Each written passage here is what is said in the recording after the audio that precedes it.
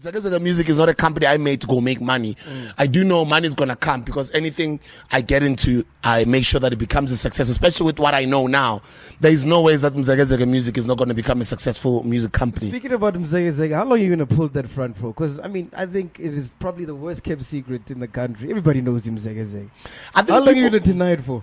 And I like that, you know. I like when people speak like you, where they assume they know. Come on, Sbu. Everybody knows. Come on now. Exactly, when people say that, like, everybody knows.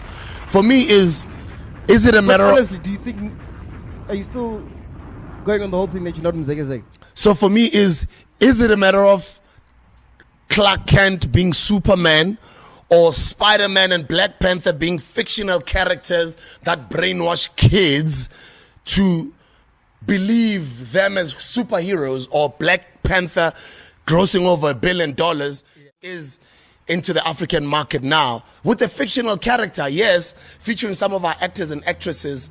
For me, it's more important to have a real Black Panther African hero representing Africans, as opposed to who plays that hero. I love how you dodge questions, dog. I'm not dodging questions. I'm giving him a pro. Eh? No, I'm giving him context, because we think small. We think Sbu Mzekezeke is crazy, but we don't think. No, I for one don't think. No, I understand. Genius. No, I understand that. I know I'm a genius. That I know. And by the way, it comes from a humble place. I'm not being arrogant. Yeah. I do know that I'm a genius, right? It just takes time for people to see. It's probably one of the biggest characters or gimmicks to ever come out of this country. But you don't call Superman a gimmick, right?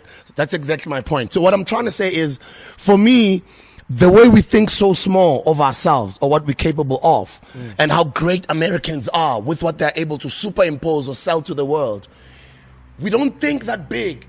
And when somebody does it of our own, it's the same with Mofaya. How many people criticize me? And when they look at the growth of the brand now, it's like, wow. And people are supportive of it, and I'm appreciative of it. And I'm not mad at the market for criticizing it in the beginning, because I understand that this type of thinking was imposed on us. Self-hate. Self-hate, that's what Robert Sobukwe fought for. That's exactly what Malcolm X fought for. That's exactly what Steve Biko fought for. But it's not self-hate, because we all embrace Mzekezeke. I don't think even anyone hates Mzekezeke. No. We appreciate him, we celebrate him. But I'm saying, at what point is it like, okay, cool, we get it? I think you're losing me. No. Yeah, I'm hearing you. The context now is no longer about Mzekezeke specifically. He was just an example. I'm now broadening the scope in the conversation to say the self-hate is, take for instance African Americans, right? Slave trade, 400 years. Many years later, are we going to continue having these guys to build? Imagine if 4 million people were to work for you for 400 years and you don't pay them. How much money do you owe them? A shitload. Why do you think America is rich as a country? And then comes the time but where that's been well documented. Everybody knows that. Yes, I know that. So we're abolishing the slave trade. So we have to now take all these 4 million slaves. Are we going to take them back to Africa? And those were the ideas. Let's take them back to Africa. What is that movement going to be called? How are we going to do it? And then eventually they decided on integrating them into society. Yes. But what are we going to do? Because majority of them, they're uneducated. They can't, all these different things that they thought about the African Americans. And initially they gave them land, but then they took it away. And then what happened. But you need to understand one thing. As much as they were saying slavery was abolished, it wasn't abolished, because once you commit a crime, you are forfeiting your rights of being treated as a citizen, because most American citizens are actually not American citizens.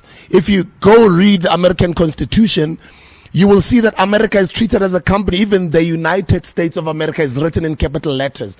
That's why the citizens, which are white people, their names, they are citizens of America, but America is treated as a company. And black people are not citizens, but they're treated as citizens. But once they commit a crime and they go to prison, they forfeit their rights of being treated as citizens. They go back to being slaves, because you know what happens? Because big companies in America thrive on prisoners, because America has got the largest prison population in the world. And those people are the people that make